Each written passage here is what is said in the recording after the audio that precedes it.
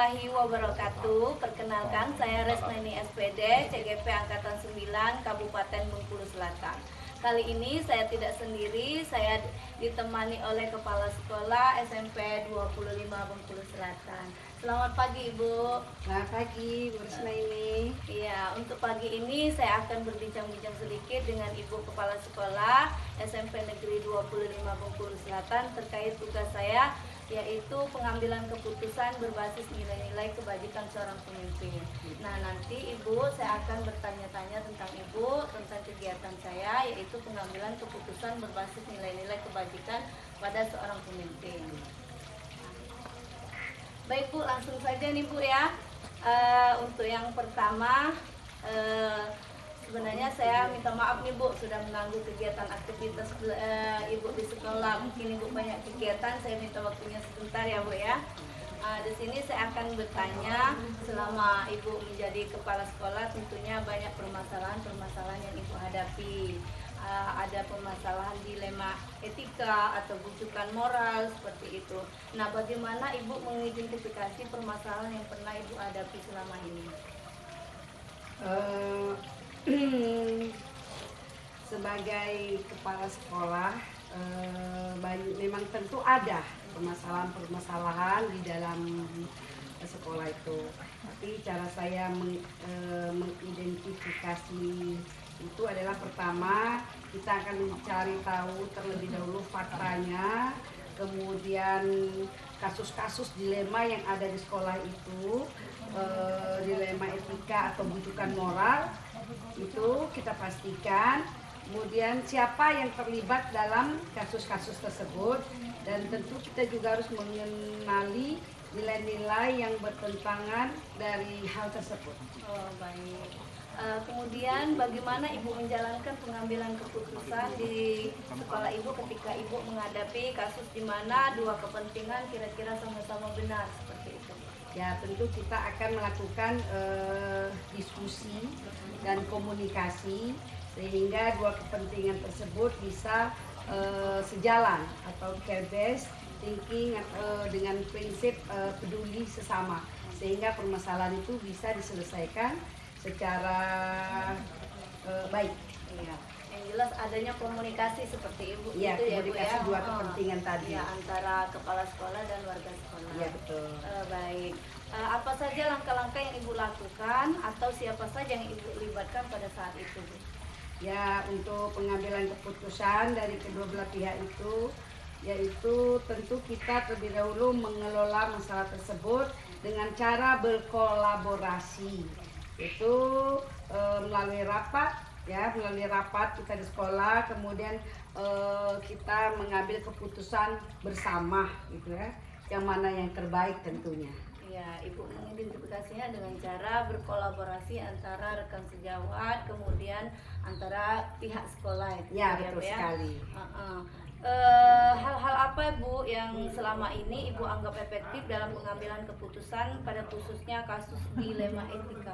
Ya, tentunya kepala sekolah harus loyal ya, integritas dari lingkungan tempat kerja, kemudian memiliki semangat dan kerjasama yang tinggi untuk kemajuan sekolah tentunya, dan juga memiliki sumber daya manusia yang tinggi. Iya, jadi harus loyalitas, kemudian integritas ya Bu ya. Iya. Kemudian adanya kerjasama yang tinggi antar pihak sekolah. Baik, apakah ada tantangan atau hal-hal yang merupakan sebuah tantangan bagi Ibu dalam menghadapi dilema etika tersebut Bu? Ya, tentu saja ada ya tantangan yang kita hadapi dalam dilema tersebut, tapi kita harus menyikapinya dengan baik dan bijaksana ya. Misalnya adanya ketidaksamaan pendapat atau pandangan sesama kita, kemudian keputusan itu mungkin akan kita tunda dulu sampai kesepakatan itu terjadi. Kemudian keduanya akan saling pertahankan. Memang sulit kita menentukannya, tapi kita berusaha untuk meredamnya dengan menundanya dulu mungkin, sehingga rasa emosi dan lain-lainnya bisa redam dulu. Seperti itu ya. Apakah Ibu mempunyai jadwal tertentu seperti itu untuk mengidentifikasi masalah tersebut Bu, dalam penyelesaiannya? Misalnya ibu membuat ada jadwal yang ibu tentukan seperti itu? Oh, tentu tidak gitu, karena ketika pelaksanaan dilema etika dan lain-lain yang terjadi di sekolah itu kita langsung saja kayak gitu ya. Dalam arti kata mungkin menyelesaikan dilema tersebut bisa kita pada saat itu juga bisa kita ajak gitu ya. Jadi tidak ada jadwal khusus sehingga pelaksanaan cepat diselesaikan masalah tersebut. Melihat kondisi kasusnya terlebih dahulu ya Bu ya, menjadi memberikan ruang untuk kegiatan. Yes, memberikan ruang dulu untuk Iya. mereka. Kemudian faktor apa saja yang selama ini mempermudah atau membantu Ibu dalam kasus-kasus dilema etika tersebut? Kasus yang mempermudah dalam pelaksanaan tersebut kita adalah hubungan baik kita antara sesama teman sejawat, kemudian rekan kerja kita ya. Jadi sehingga kedekatan kita dengan pegawai tentunya akan memiliki kedinamisan, keakraban, kemudian kerjasama yang baik akan terbentuk tentunya jika semua itu kita lakukan penuh dengan pendekatan-pendekatan yang artinya lebih intens kita berikan kepada teman-teman sejawat dan pegawai tata usaha atau tenaga teknis dan lain. Iya, yang pasti ada menjalin hubungan yang baik ya Bu Iya, ya. itu jelas itu. Menjalin silaturahmi yang baik sehingga semuanya bisa terselesaikan dengan Betul. baik. Baik Bu, ini ada satu lagi pertanyaan. Dari semua percakapan yang kita lakukan tentang dilema etika tadi, apakah yang Ibu petik dari wawancara kita berdua? Jadi dari dilema etika ini yang penting kita itu adalah komunikasi. Jadi komunikasi adalah suatu proses sesama ya dalam berkomunikasi sehingga akan terbentuk sebuah komunitas yang baik tentunya. Jika komunikasi kita baik, maka komunitas kita di lingkungan sekolah itu akan juga baik, begitu juga di luar sekolah. Baik, terharu sekali saya mendengarnya ya Bu ya. Iyalah. Mudah-mudahan selama ini semua permasalahan yang ada di sekolah kita bisa kita selesaikan Betul. dengan komunikasi yang baik. Iya, begitu. Baik, terima kasih Bu. Mungkin ini iya. saja wawancara saya dengan Ibu hari ini. Terima kasih Ibu sudah memberikan waktu untuk saya. Mungkin nanti ketemu lagi dengan kegiatan-kegiatan saya yang lain. Iya, terima kasih Baik, Bu. juga. Terima kasih, Terima Bu, ya. Bes.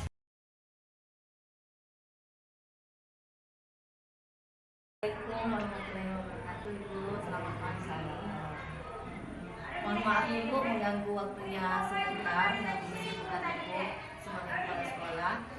Di sini saya sebagai CGP Angkatan 9 Kabupaten Bogor Selatan, saya mendapatkan tugas demonstrasi kontekstual yang tentang pengambilan keputusan berbasis nilai-nilai kebajikan seorang pemimpin.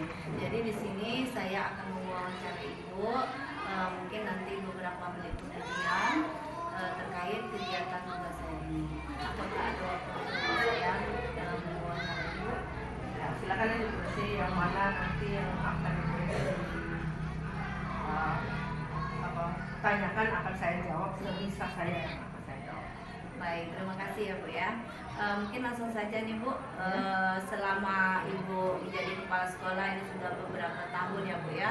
Tentunya Ibu mengalami permasalahan-permasalahan yang ada di sekolah atau kasus-kasus yang pernah Ibu alami di sekolah. Apakah itu bujukan moral atau dilema etika. Nah, bagaimana Ibu selama ini mengidentifikasi permasalahan-permasalahan yang Ibu hadapi selaku kepala sekolah? Kalau untuk masalah apa yang kita hadapi itu pasti ada. Setiap sekolah, setiap yang kita tahu kita pernah ada masalah. Cuma kalau jawab tidak pernah juga mungkin, pasti pernah. Cuman kita sebagai pimpinan dan mencari fakta kebenaran itu dulu. Jangan semata-mata suatu permasalahan kita langsung putuskan, tapi kita cari dulu faktanya apa, kebenarannya apa. Itu kita memastikan siapa saja yang bermasalah. Setelah itu kita temukan, kita diskusikan, kita mencari solusi bersama, kita bijak bersama. Karena suatu hal dalam suatu permasalahan ada yang masalah, kalau tidak kita tuntaskan perasaan itu kita akan berkelahi.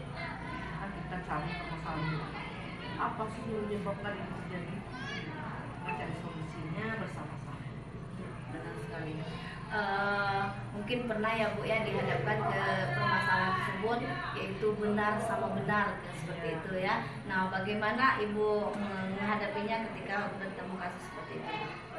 Kalau bertemu kasus seperti itu, maka kita akan panggil kedua belah pihak. Kita temukan, kita komunikasikan antara dua belah pihak.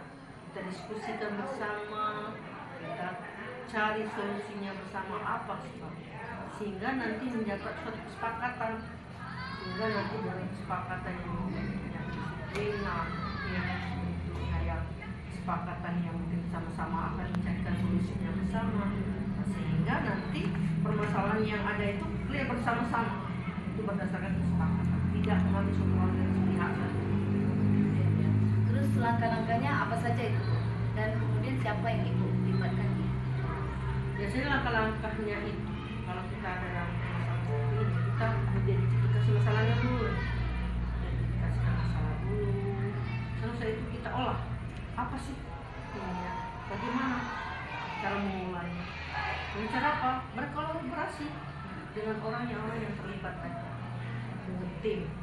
Jadi kita kalau seandainya ini permasalahan yang besar, kita bawa dalam forum rapat. Kalau nanti misalnya yang kecil, ya kita diskusikan dalam kelompok kecil, sehingga mencapai suatu kesepakatan bahwa hal ini harus diselesaikan, bahwa hal ini harus clear, jangan sampai ditunda-tunda. Dan ini sehingga solusi apapun permasalahan yang ada di lingkungan sekolah itu harus tuntas, tidak menimbulkan suatu perpecahan. Kesepakatan itu kesepakatan bersama. Bila perlu buat konsep, buat tanda tangan bersama-sama bahwa kita sudah memahami itu dan kita sepakat bahwa itu harus selesai bersama dalam kondisi yang aman. Iya, bagus sekali itu ya Bu ya. Pertama mengidentifikasi apa saja masalahnya, kemudian melakukan kerjasama dengan pihak sekolah, apakah itu semua dewan guru mungkin terlibat atau bisa melibatkan komite sekolah seperti itu ya Bu ya. Kemudian Bu, apakah ada tantangan atau hal-hal yang merupakan sebuah tantangan bagi Ibu dalam menghadapi dilema etika seperti ini? Hal tantangan itu banyak sih, tapi kita harus menyikapi dengan bijak. Misalnya ketidaksamaan dalam pandangan, kebiasaan salah antara kedua belah pihak, sehingga sulit untuk selesaikan.